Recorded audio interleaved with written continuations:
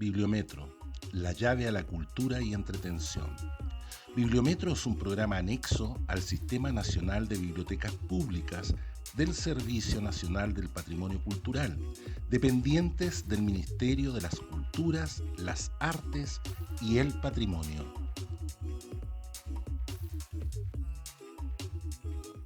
Hola, ¿qué tal? Bienvenidos a nuestro segundo programa de Bibliometro Radio, la llave de la cultura y la entretención. Programa cultural y misceláneo emitido desde la ciudad de Santiago. Les saluda Yamilet Zapata. Hola Yamilet, estamos orgullosos de encontrarnos en esta segunda emisión de nuestro programa Bibliometro Radio. Ahora entre las festividades que dan a fin de año y cuando además en Santiago y en algunas regiones nos encontramos en pleno retroceso a la fase 2 de la temida pandemia del COVID-19. Y aprovechamos la ocasión para recordar la normativa sanitaria emanada desde la autoridad. Bienvenidos y bienvenidas a nuestro programa cultural en Bibliometro Radio, que la celebración de estas fiestas tende el comienzo de una vida mejor. Les saluda Ender Andrades y comenzaremos con un programa que deseamos prenda su interés. ¿No lo crees, Yamilet? Claro que sí, Ender. En la programación de esta edición disfrutaremos de variados temas, con los que esperamos hacer un llamado a la reflexión, a maravillarnos y quizás también a traer algunos recuerdos al presente. Así, puedo anunciarles en nuestro primer segmento a un autor clásico de la literatura inglesa y navideño, como lo es Charles Dickens y su cuento de Navidad. Lectura preparada por nuestra compañera Daniela Altamirano. Asimismo, la Navidad, el espíritu navideño y toda la conmoción que presenciamos por estos días serán analizados a través de un ensayo que nos hará meditar acerca de estas fiestas y particularmente la actualidad. Este trabajo se titula Navidad Pandémica, una crítica social en la actualidad. La solidaridad y el compartir sería el ambiente ideal para estas celebraciones. A propósito de la Navidad, en la segunda sección de nuestro programa, tenemos reservado para ustedes un material del escritor ruso León Tolstoy, en la voz de nuestro compañero y escritor Andrés Torres Mesa. Y les comento, antes de comenzar con nuestras entregas, que también tendremos una reflexión de carácter filosófico con respecto al pensamiento actual y los desafíos que nos impone un futuro post-pandémico, de obra y voz de nuestro compañero Marcelo Saavedra. Entonces comencemos, mi estimado Ender. Como siempre, les invitamos a ponerse cómodos y disfrutar de nuestra primera sección.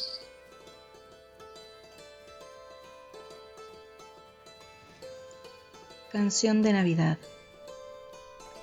Scrooge era de puño apretado, un viejo pecador exprimidor, escurridizo, codicioso, raedor y avaricioso, duro y encerrado en sí mismo, que tenía un negocio junto con su difunto amigo Marley, quien hace 7 navidades había muerto. Nadie en las calles le hablaba, pues sabían bien la respuesta venidera. La mañana anterior a la víspera de Navidad, Fred, el sobrino de Scrooge, lo visita a su despacho para desearle felices Navidades e invitarlo a cenar a casa. Scrooge rechaza rotundamente la invitación, es grosero y huraño y juzga a su sobrino por no tener mucho dinero. Fred, a pesar de la negativa de su tío, se retira amablemente y sin enojo alguno. Poco después, un par de caballeros le pidieron a Scrooge que hiciera un donativo caritativo para la gente pobre. No obstante, como era de esperarse, Scrooge se negó a ayudarlos y cuestionó la utilidad de los asilos y las cárceles para la gente necesitada. Bob Cratchit, empleado de Scrooge, quien ganaba tan solo 15 chelines, estaba transcribiendo cartas en su cuchitril y pasaba un frío intenso, pues Scrooge ahorraba hasta para carbón. Este esperaba que fuera la hora de salida para regresar a su casa con su familia y festejar la Navidad. Scrooge le advirtió que al día siguiente, pese a ser Navidad, tendría que ir a trabajar desde muy temprano sin falta, pues de lo contrario perdería su trabajo. Cuando Scrooge regresó a su casa, sintió que el ambiente estaba especialmente extraño y misterioso, pero ignorando dicha percepción, se colocó su camisón y gorro de dormir. Cuando éste estaba sentado en un sillón, se oyeron estruendos y campanas en la casa, y el espectro de su difunto socio, Marley, apareció ante él cargando cadenas que representaban su penitencia por haber sido mezquino y avaricioso en vida. En principio, Scrooge no quiere creer lo que ve en sus ojos, pero los estruendos y gritos de Marley lo someten a escuchar. Marley hizo su aparición para advertirle a Scrooge que debido a su comportamiento él estaba destinado a viajar sin descanso y que aquello también le ocurriría a él de no cambiar su actitud. Por ello le daban la oportunidad de reivindicarse, y 3 espectros se encargarían de visitarlo en las noches consecuentes a la 1 de la mañana. Cuando el espectro de Marley salió por la ventana, Scrooge se dispone a dormir. A las 4 de la mañana, Scrooge se despertó, y a partir de entonces el reloj comenzó a avanzar con rapidez, dando las campanadas y haciendo pasar un día entero en cuestión de minutos. Al dar la 1 de la mañana, apareció ante él el primero de los 3 espectros. Era una extraña figura, como un anciano del tamaño de un niño.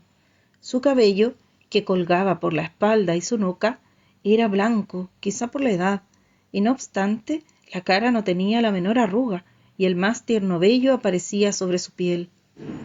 Los brazos eran muy largos y musculosos, vestía una túnica del blanco más puro, y alrededor de su cintura llevaba un lustroso cinturón. Desde la coronilla de su cabeza irradiaba una luz clara y brillante. Este espíritu se presenta como el espectro de las navidades pasadas, quien lleva a Scrooge a su pueblo de infancia. Ambos entran a una casa antigua donde observan a Scrooge de niño leyendo un libro e imaginándose historias. El viejo Scrooge siente enorme gusto y nostalgia al recordar aquellos momentos cuando viajaba con la imaginación. Poco después lo lleva a la misma casa, pero Scrooge ya es un poco mayor y su hermana, alegre y hermosa, lo visita para llevarlo a casa con su padre a pasar la Navidad. Scrooge recuerda con amor a su hermana, que murió poco después de haber tenido a Fred, su sobrino. Posteriormente, el espíritu lo lleva al despacho de Fezziwig, su primer jefe, quien tenía 2 aprendices y los alojaba en su casa. Era Navidad y había un festejo en la oficina a donde todo el mundo asistió, bailó y se divirtió. Scrooge sintió en aquel momento la necesidad de hablar con su empleado Cratchit. Después, el espíritu lo lleva a verse más grande, codicioso y con ojos de lucro, discutiendo con su novia, quien le reprocha haber cambiado porque se ha dejado atrapar por la avaricia. Ella le advierte que lo dejará, pues el ídolo de oro la ha desplazado. Ante esto, Scrooge le suplica al espíritu no ver más, pero éste le toma por los brazos y lo lleva a casa de Belle, su antigua novia, en compañía de sus hijos y su marido. Este último le comenta a Belle que ha visto a Scrooge completamente solo y que su socio, Marley, está a punto de morir. Scrooge le suplica al espectro no ver más, que pare la tortura, y al regresar a casa cae en un profundo sueño. Esta vez, Scrooge no quería que este fantasma lo tomara desprevenido, así que abrió las cortinas de su cama y lo esperó despierto. Al dar la 1 de la mañana, nadie había ido por él, pero cruzando su puerta se reflejaba una luz roja. Scrooge se levantó para ver qué había tras la puerta y se encontró con el segundo de los 3 espíritus, dentro de su recámara repleta de comida y manjares. El espectro iba vestido con un sencillo manto verde. Sus pies, que se observaban debajo de los amplios pliegues de la prenda, estaban desnudos, y sobre su cabeza no llevaba otra cosa que una corona de acebo, encarzada por relucientes trozos de hielo. Sus rizos castaño oscuro eran largos y sueltos, libres como su genial cara, sus ojos chispeantes, su mano abierta, su alegre voz, su franco comportamiento y su aire jovial. En su cintura lucía un antiguo cinto, pero no había ninguna espada en él, y la antigua vaina estaba enmohecida. El espíritu se presentó como el espectro de las navidades presentes. Ambos viajaron hasta la ciudad, y pese al frío que hacía, se respiraba una sensación de calidez y alegría. Fueron a casa de su empleado, Bob Cratchit, y vieron a su familia antes de la cena de Navidad. Cratchit tenía varios hijos, 2 pequeños, Martha y Peter, y el pequeño y enfermo Tim, quien cojeaba de una pierna. En casa de Cratchit cenaban un pequeño pavo y pudín que cocinó su esposa. Asimismo, cantaban villancicos alegremente. Scrooge le preguntó al espíritu si Tim viviría, pero éste le contestó que de no cambiar su situación, preveía una silla vacía y una muleta abandonada. A Scrooge le dio mucha pena que el pobre Tim pudiese fallecer debido a su enfermedad. De allí partieron a casa de su sobrino Fred, quien festejaba la Navidad en compañía de su familia. Brindaba por el tío Scrooge, pese a su negativa y burla respecto a la celebración. Scrooge estaba muy emocionado al ver la reunión, pues jugaban a la gallina ciega y todos se divertían mucho. Él deseaba poder estar en el festejo. De regreso a casa de Scrooge, el espectro comenzó a envejecer, y de los pliegos de su manto sacó un niño y una niña, amarillentos, flacos, andrajosos, huraños, lobunos, pero postrados en su humildad. El espectro dijo que eran los hijos del hombre, y le recordó a Scrooge las palabras que pronunció con los caballeros que le pidieron caridad en su oficina para los pobres. En punto de las 12, el espíritu desapareció y Scrooge divisó un fantasma solemne, con sábana y caperuza, que venía en su dirección. El fantasma se acercaba lenta y gravemente en silencio. Parecía desparramar pesadumbre y misterio. Iba arropado con una prenda negra que le escondía la cabeza y no dejaba nada visible de él, excepto una mano extendida. Scrooge le preguntó si era el espectro de la Navidad por venir, pero el espectro no contestaba ni pronunciaba una sola palabra. Únicamente señalaba con su mano la dirección. Scrooge le seguía en la sombra de su manto. Primero fueron a la ciudad y escucharon a varios hombres de negocios que Scrooge conocía hablar de la muerte de alguien. Después visitaron la casa de un señor que le compraba a unas mujeres las cortinas de cama y ropas del difunto, cual aves de rapiña. El siguiente lugar que visitaron fue la casa de una pareja que discutían sus deudas, dado que la persona a la que le debían había muerto. Sin embargo, cualquier cosa era mejor que seguirle debiendo al difunto. Posteriormente, fueron a casa de Bob Cratchit y se percibía la ausencia de Tim y la profunda tristeza que ésta provocaba en sus familiares. Asimismo, Bob platicaba que había visto a Fred, el sobrino de Scrooge, quien fue muy amable con él e incluso le ofreció trabajo a su hijo Peter. Finalmente, fueron al cementerio y el espectro señalaba una lápida en particular, en la cual estaba inscrito el nombre de Scrooge. Por tanto, éste le suplicó que le permitiera reivindicarse y que de ahora en adelante honraría todas las Navidades. Pese a sus súplicas, el espectro lo rechazaba, y en último sollozo de Scrooge, el espectro se convirtió en la columna de su cama, permitiéndole sentirse liberado e infinitamente feliz por esta segunda oportunidad.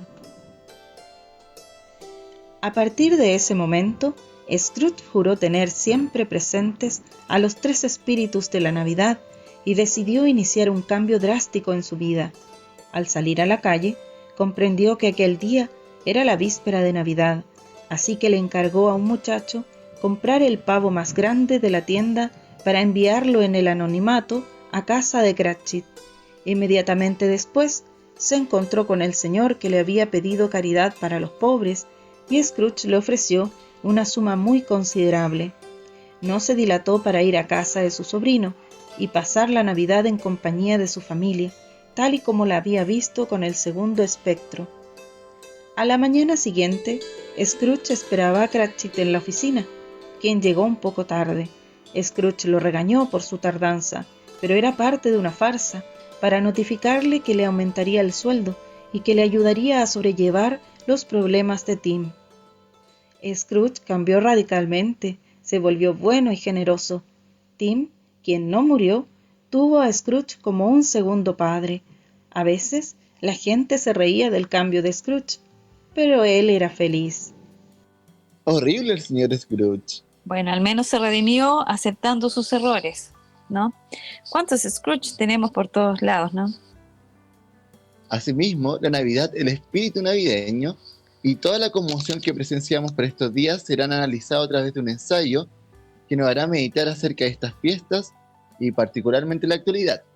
Este trabajo se titula Navidad Pandémica, una crítica social en la actualidad. Hola, sean bienvenidos a otra de nuestras entregas en Radio Bibliometro y la serie de podcast de Bibliometro, la llave de la cultura y la entretención. Hoy hablaremos de un tema que a todos nos llena de anhelos, recuerdos, expectativas y también deseos, como es la Navidad y su importancia. Soy Marcelo Saavedra Osorio, funcionario de Bibliometro, escritor y guionista. La Navidad, una pandémica condición. La Navidad como costumbre se encumbra a la Roma clásica en las fiestas de Saturnalia, en que se intercambiaban regalos unos con otros.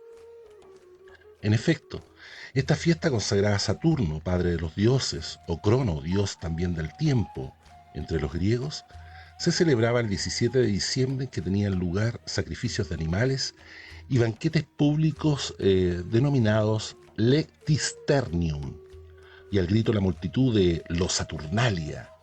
La Biblia señala, por otro lado, que el acto en que los reyes magos brindan sus obsequios al niño Jesús es lo que debiera para el mundo cristiano ser la Navidad, fecha para realizar ofrendas a Cristo. Convengamos que la palabra nativitas en latín es nacimiento.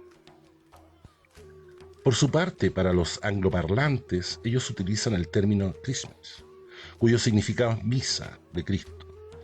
En algunas lenguas germánicas, como el alemán, la fiesta se denominaba Weihnachten, que significa noche de bendición. Las fiestas de la Navidad se proponen, como su nombre indica, celebrar la Navidad, es decir, el nacimiento de Jesús de Nazaret. La configuración de la Navidad que hoy conocemos describió un curso en que se amalgamaron variantes culturales diversas, hasta llegar hoy a las distintas características que tienen. Las antiguas tradiciones de los pueblos celtas, germanos y escandinavos del norte y centro de Europa, basadas en el respeto y seguimiento de los ciclos naturales del año y de las fuerzas de la naturaleza, celebraban el solsticio de invierno en el hemisferio norte, alrededor del 24 de diciembre, el nacimiento del niño Sol, el hijo de la Gran Madre, normalmente asociada a la Tierra y a la Luna. En los países escandinavos, esta fecha se llamaba tradicionalmente Jule, término que procede de una palabra escandinava que significa rueda, en alusión al ciclo de estaciones. Curiosamente, esta tradición también se encuentra entre otros pueblos de la antigüedad y en los mitos greco-romanos. Era costumbre entre celtas adornar las casas con hiedra, por dentro y por fuera, y poner guirnaldas de acebo y muérdago, normalmente con afán de proteger a los moradores de las casas y evitar visitas indeseadas. Las campanas, que tradicionalmente se cuelgan como símbolo de la Navidad, proceden de una antigua superstición que dice que los malos espíritus se podían ahuyentar haciendo sonar campanillas. También se encuentran modernos adornos navideños en forma de herradura, otra antigua forma de deshacerse de influencias negativas indeseables. Durante la fiesta se consumían panecillos, dulces y vino. Los colores empleados para los adornos eran el color rojo, símbolo del nacimiento, por su asociación con la sangre del parto, y el verde, símbolo de la tierra, ya que se consideraba que al empezar los días a ser más largos, era entonces cuando verdaderamente empezaba a resurgir la vida en la tierra. Las manzanas y las piñas eran otros elementos simbólicos utilizados para la ocasión, ya que representaban la vida después de la muerte y la fertilidad respectivamente. Hoy en día siguen vendiéndose adornos para el árbol en forma de pequeñas manzanas rojas y de piñas doradas. En la actualidad, los adornos navideños han perdido toda su carga mística para pasar a ser meros objetos de decoración, pero en la antigüedad tenían un claro componente mágico. Otra costumbre heredada de los pueblos celtas es la del árbol de Navidad, que en su origen era un tronco de árbol que se quemaba la noche del solsticio, para festejar el renacimiento del sol y para atraer la prosperidad. Esta costumbre se remonta incluso al antiguo Egipto. En el año 5000 a.C. festejaban el nacimiento de Horus, su rey sol, y en la antigua Sumeria festejaban el nacimiento del dios Mitra. Esto ha sufrido cambios, pero han estado presentes desde entonces en multitud de culturas. Cuando los celtas adoptaron esta costumbre hacia el 1100 a.C., recogían un leño después del solsticio y lo guardaban hasta que unos días después de la festividad lo adornaban con piñas de conífera, acebo, hiedra y otras plantas siempre verdes, lo que parece que puede ser uno de los orígenes de la costumbre actual de adornar un árbol. Después de varios días adornado y colocado en un lugar de honor en el hogar, para que todos los miembros de la familia pudieran tocarlo y dejarle golosinas y regalos, el leño se prendía al ponerse el sol la noche del solsticio. Normalmente era la madre quien prendía el fuego y se quemaba lentamente. Sus cenizas se guardaban con veneración, ya que se decía que podían curar enfermedades y se solía guardar algún resto carbonizado para encender el fuego del leño del año siguiente. Estas fiestas, que en una gran mayoría nos trae recuerdos de nuestras navidades en la infancia, agradables o en otros tristeza, ha ido configurando una suerte de fiestas que han perdido su verdadero significado. Durante las fiestas navideñas se hace aún más visible la situación de pobreza en la que vive una gran parte de la sociedad, en que la brecha se agudiza, en donde la Navidad dejó de ser una fecha de carácter religioso a lo largo de los años, instaurándose una forma de consumismo exacerbado. La relación que se le ha dado a esta época del año con los regalos, la ropa nueva, los decorados de las casas y las grandes cenas y fiestas han traspasado la frontera de lo religioso y se ha convertido en una época de consumismo. El gasto de las familias alrededor del mundo se dispara con la llegada de esta fecha, debido a que se ha conseguido instaurar en las cabezas de los consumidores la idea de que para celebrar la Navidad es ineludible ir de compras. Sin duda este año en algo menguará por los efectos de la crisis sanitaria ocasionada por la pandemia. La fiebre de la Navidad puede incluso arrastrar a muchos al endeudamiento, a la solicitud de adelantos de utilidad en sus trabajos. Una gran cantidad de personas suele recurrir a las tarjetas de crédito para acarrear estos gastos, sobre los cuales es válido cuestionar, ¿son necesarios?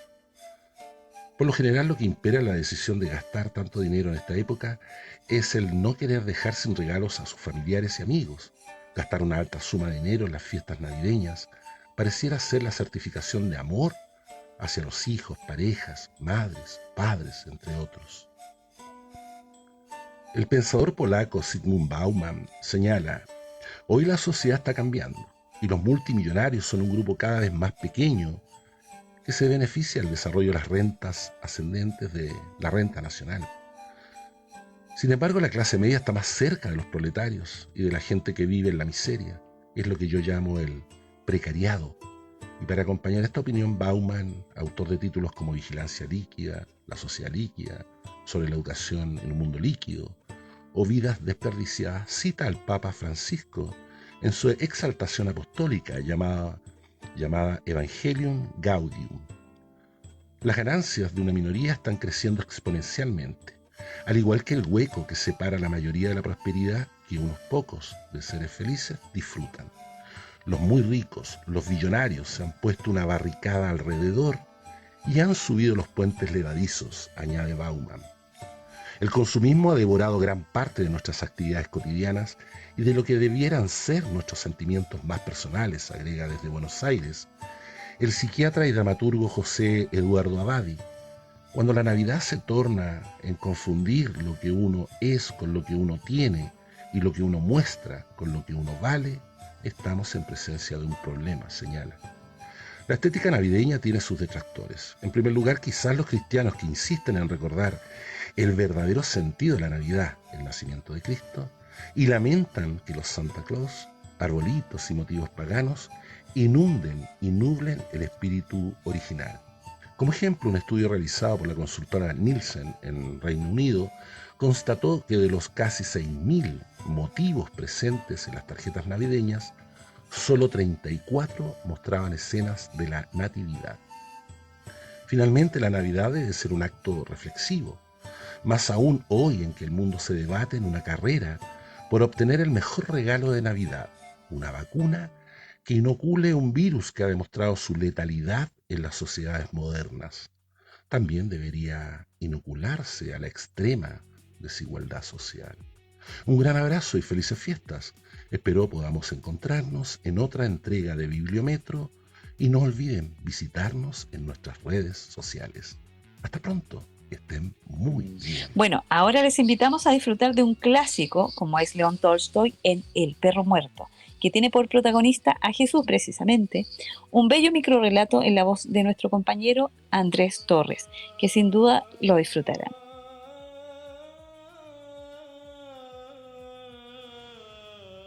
El perro muerto, un cuento de León Tolstoy. Jesús llegó una tarde a las puertas de una ciudad e hizo adelantarse a sus discípulos para preparar la cena. Él, impelido al bien y a la caridad, internóse por las calles hasta la plaza del mercado. Allí vio en un rincón algunas personas agrupadas que contemplaban un objeto en el suelo, y acercóse para ver qué cosa podía llamarles la atención. Era un perro muerto, atado al cuello por la cuerda que había servido para arrastrarle por el lodo. Jamás cosa más vil, más repugnante, más impura se había ofrecido a los ojos de los hombres. Y todos los que estaban en el grupo miraban hacia el suelo con desagrado. «Esto emponzoña el aire», dijo uno de los presentes. «Este animal putrefacto estorbará las vías por mucho tiempo», dijo otro. «Mirad su piel», dijo un tercero. «No hay un solo fragmento que pudiera aprovecharse para cortar unas sandalias». «Y sus orejas», exclamó un cuarto, «son asquerosas y están llenas de sangre». «¿Habrá sido ahorcado por ladrón?», añadió otro. Jesús les escuchó y, dirigiéndose una mirada de compasión al animal inmundo, dijo: «Sus dientes son más blancos y hermosos que las perlas». Entonces el pueblo, admirado, volvióse hacia él, exclamando: «¿Quién es este? ¿Será Jesús de Nazaret?». Solo él podría encontrar de qué condolerse y hasta algo que alabar en un perro muerto. Y todos, avergonzados, siguieron su camino, postrándose ante el Hijo de Dios. Bello relato de Yamilet. ¿Sabías que Tolstoy era un conde? Los Tolstoys eran una conocida familia de la antigua nobleza rusa. Este escritor está presente en las colecciones de Bibliometro Santiago y Bibliometro Valparaíso, con títulos como La Guerra y la Paz, Karma, Ana Karenina y La muerte de Iván Ilich, entre otros títulos. Sí, un tremendo escritor que dio un significado profundo a la literatura universal. Tolstoy dio también origen al denominado movimiento tolstoyano, tras ver la contradicción de su vivir cotidiano con su ideología. Tolstoy decidió dejar los lujos y mezclarse con los campesinos de Yasna Poliana, donde él se crió y vivió.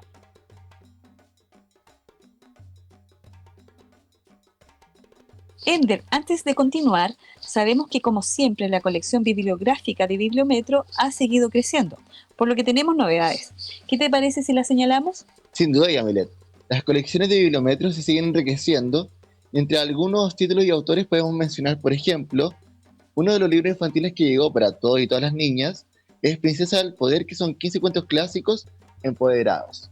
También nuevo libro de Francisco Ortega, de Maricondo, e incluso La muerte del comendador, que es la segunda parte de la saga de Haruki Murakami, que es la entreviante y esperado desenlace de la novela más reciente de este autor japonés. Sí, es la segunda parte que muchos de nuestros usuarios querían leer.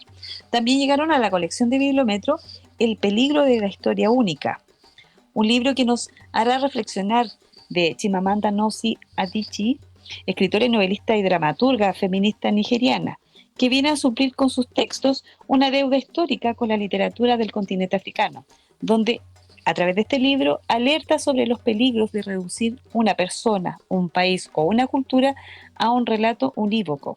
Pues solo cuando comprendemos que nunca existe una única historia, subraya ella, recuperamos una especie de paraíso. Otra novedad es Arte y Reciclaje, un libro muy contingente, un perfecto cruce entre el arte y el imperativo moral que tenemos frente al medio ambiente. Además, incorporamos El Código Secreto, una novela palpitante que se sumerge en los orígenes masones de los libertadores latinoamericanos y el poder que la logia detenta en el mundo hasta nuestros días. Bueno, Yamilet, y haciendo un alcance al código secreto que mencionaste hace poco, durante nuestro primer capítulo, descubrimos la historia del Cáliz Negro, un hecho ocurrido en Calera de Tango y narrado por nuestro compañero Marcelo Saavedra.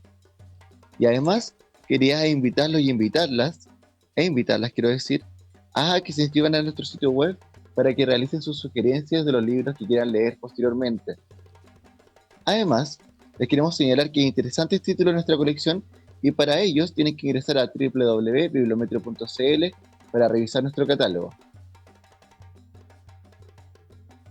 Y bueno, queridos amigos y amigas, para finalizar nuestra segunda entrega, nos sumergiremos en la filosofía en estos días afectados por la pandemia y cómo los medios de alguna forma han ido desnaturalizando nuestro yo y cómo nuestra sociedad se encamina a un futuro que tal vez no deseamos.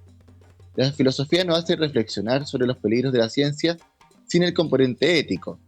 Este trabajo, en la voz de nuestro compañero Marcelo Saavedra, nos induce a mantener esa capacidad de asombro y a maravillarnos del pensamiento crítico. Hola, mi nombre es Marcelo Saavedra Osorio, funcionario de Bibliometro, escritor y guionista. En esta oportunidad traemos un análisis sobre un tema muy interesante. Este tiene por título La resurrección de la filosofía. Hace ya algunas décadas que Aldous Huxley escribió Un mundo feliz y la isla, de cuyas novelas se realizarían algunas adaptaciones cinematográficas, las que retratan una sociedad perfecta, gobernada por una clase dirigente, un universo distópico, que basaba su poder en la ciencia y la política, una sociedad que asfixiaba a los ciudadanos y los deshumanizaba, entregando una visión negativa y hasta profética de las actuales condiciones que nos muestra la sociedad posmoderna, en la que vivimos con sus contradicciones, en que la existencia humana fluye de forma acelerada y caótica, más aún en plena pandemia, que nos afecta tanto como la peligrosa neurosis, consecuencia de un sanador encierro. Es evidente que la ciencia ha experimentado un avance sustantivo en lo que se refiere a grandes beneficios para la humanidad, pero al mismo tiempo también ha ido develando su lado filosóficamente nihilista, es decir, la negación del propio individuo, su significado o valor esencialmente superior, constriñéndonos al consumo, al miedo y la angustia por un futuro incierto. Hace algunos años un gran amigo me comentaba que su creencia se basaba en los principios indesmentibles de la ciencia. Sí, la ciencia, afirmaba él, creyendo que bajo este postulado no existe verdad posible. Esta concepción es más común de lo que pensamos. Lo que no podemos probar no existe, no es. Por lo tanto, su existencia es la nada. Jean-Paul Sartre decía al respecto: la nada no podría ser concebida a partir de un ser que es plenitud, sino que solo a través de la conciencia puede emerger en el mundo. La conciencia es, en efecto, nihilizadora, es decir, puede negar el en sí. En este sentido, debe ser caracterizada como libertad, una libertad que, al ser absoluta, experimenta la angustia ante la responsabilidad de ser el fundamento de todos sus actos. Los medios masivos de comunicaciones obedecen al poder de quienes detentan los principios en los que se rige el capitalismo, dejando de cumplir la mayoría de ellos el servicio público desinteresado, que alguna vez, en la más absurda primigenia, podría haber sido su espíritu. La pregunta que cabe hacernos: ¿alguna vez el servicio público estuvo provisto de estos principios éticos? En la mayoría de los casos, hoy los medios son adalides que se han erigido en la verdad, una verdad subjetiva, una verdad que cumple con los principios de salvaguardar los intereses intocables de otros, la élite. Lejos del humanismo que debe inspirar al hombre, ese que atribuye la filosofía a la actitud, que debe primar acerca de la dignidad y el valor de los individuos, considerando que todas las personas son racionales, poseyendo en sí mismas esa capacidad para hallar la verdad y con ello llevar a efecto el bien. Sin embargo, con la alienación del individuo, la disociación de los sentimientos en una sociedad que inocula su propio germen de egoísmo, una sociedad que muestra las peores lacras de sí misma, como una suerte de circo pobre, en el que amerita ser espectador o a veces el actor. Cuando decimos que inocula es cuando se nos presenta lo peor de la sociedad, en la comodidad del living de nuestra casa frente al televisor. Ese monumento generador de imágenes indesmentibles en que se han transformado para nosotros la sociedad.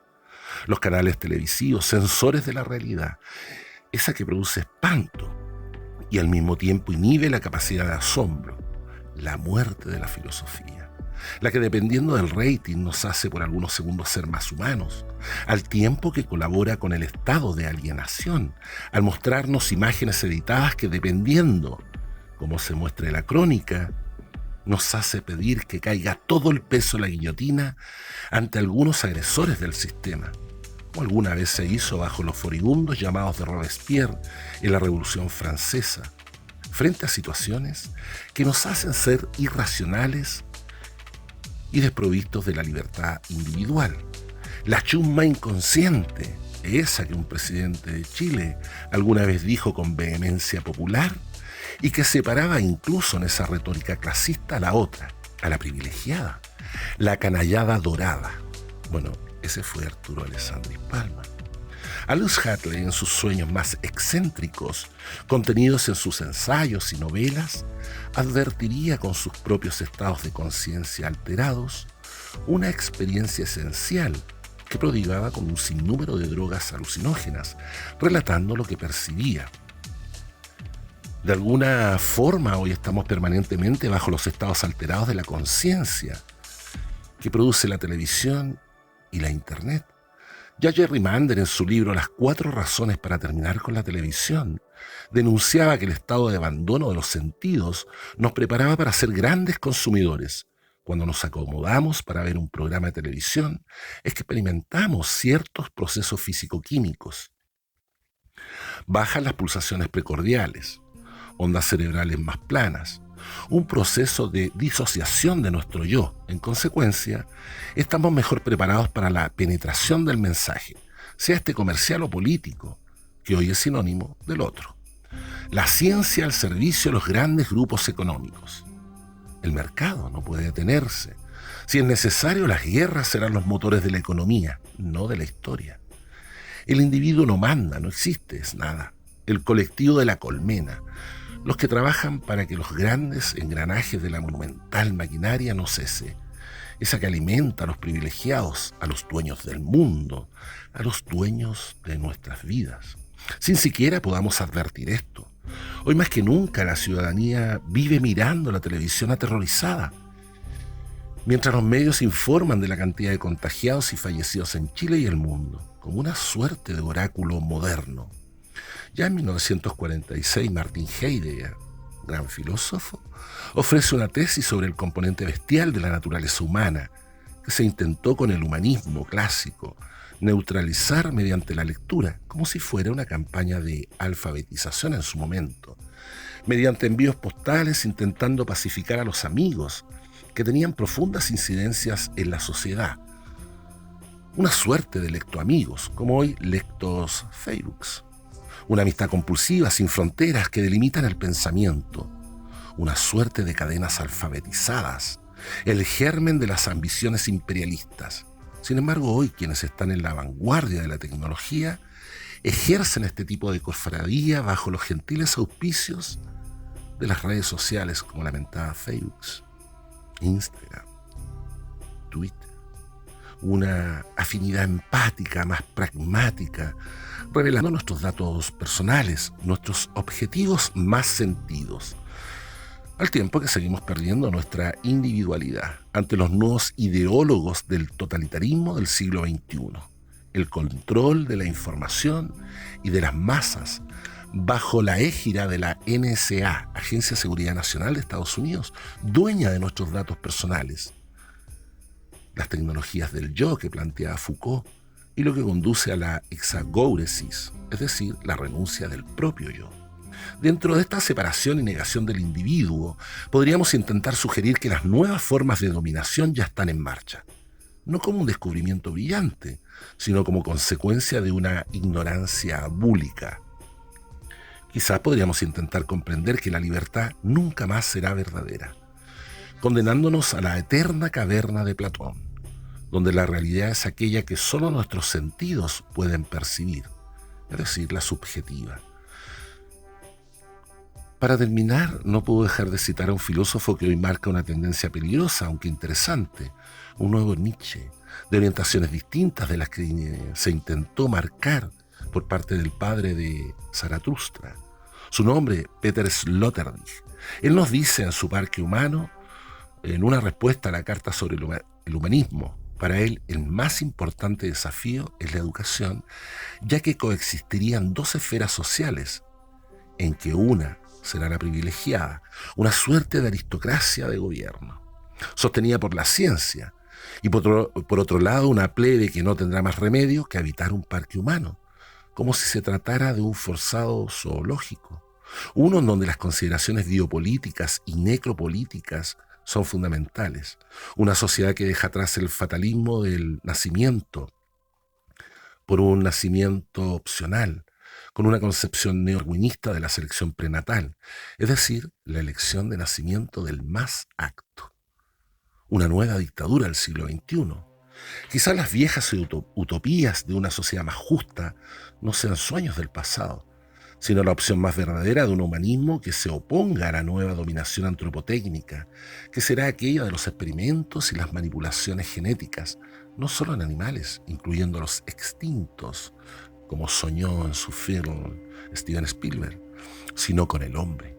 Debemos asumir la responsabilidad de cautelar nuestra propia individualidad y no permitir la muerte de la filosofía, esa que nos hace soñar, esa que nos sorprende como seres racionales, amantes del conocimiento, comprendiendo que debemos diferenciar el conocimiento dóxico, conjunto de creencias compartidas pero no demostradas ni fundamentadas en ciencia alguna.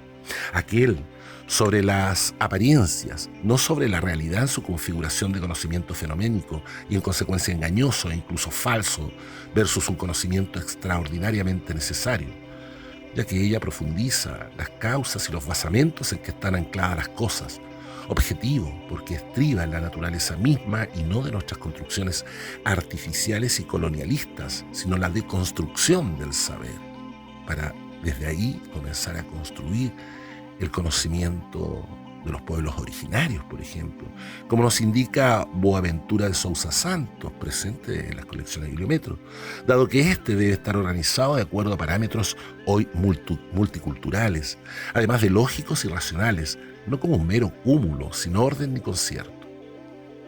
En consecuencia, un pensamiento pleno y totalizador, no fragmentario ni arbitrario, ya que él debe versar sobre la realidad misma, comprendiendo sus conexiones profundas, ineludibles y últimas, de tal forma que sea capaz de darle sentido a la razón del parque, que plantea Sloterdijk como una oposición a él, como un porqué íntimo de las cosas, un conocimiento también soñador al servicio del hombre y para el hombre, como debe ser la ciencia.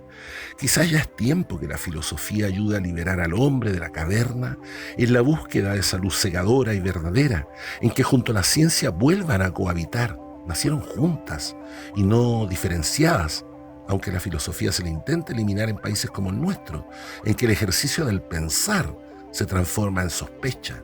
Pensar filosóficamente se transforma en un acto subversivo. El cambio que está interpretando la filosofía en la sociedad actual, cruzada por la parálisis que está provocando la enfermedad. La ciudadanía paulatinamente está comprendiendo que la vida que tenemos no es sostenible. Se debe repensar la existencia. El filósofo Sergio Molina nos dice: estamos a punto de finalizar una frontera temporal con la crisis pandémica que se enmarca con las fiestas de Navidad. Y por eso resulta inevitable responder cómo me fue o cómo me irá, porque esos dos momentos revelan nuestras emociones acerca de un pasado que no se puede cambiar y de un futuro que se desconoce.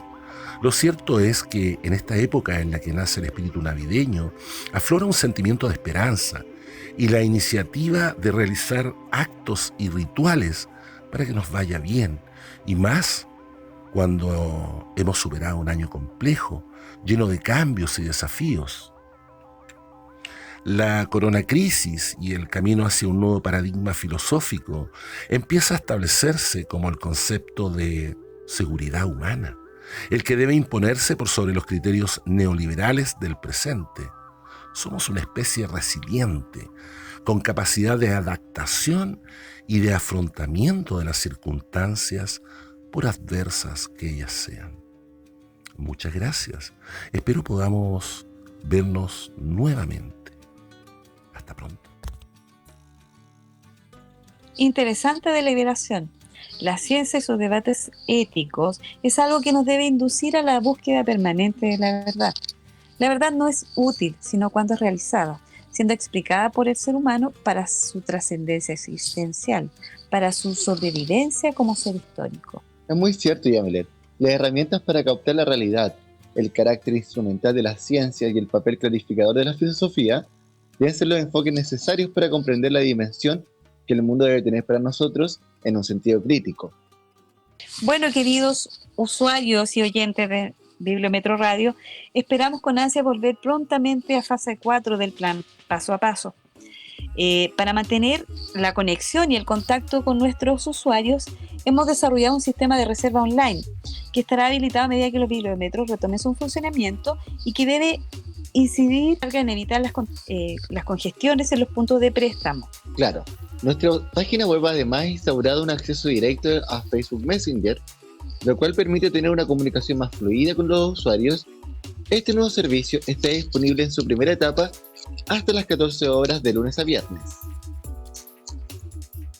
Bueno, estimados oyentes de nuestro programa Bibliometro Radio, la llave de la cultura y la entretención, esperamos que esta segunda entrega haya sido de su total agrado, como lo ha sido para nosotros acompañarlos. ¿Cierto, Ender? En efecto, querida Yamilet, me siento muy contento de esta segunda emisión. Esperamos nos volvamos a encontrar en muy poco tiempo, con una programación tan interesante y reflexiva como la de hoy. Me despido cordialmente a ustedes, que tengan unas maravillosas fiestas y un feliz año nuevo, manteniendo el autocuidado que debemos observar, y también me despido de ti, querida compañera Yamilet, y de todo nuestro equipo. Así es, Ender. Espero que pronto nos reunamos en torno a otros temas que sean tan interesantes como los de esta edición.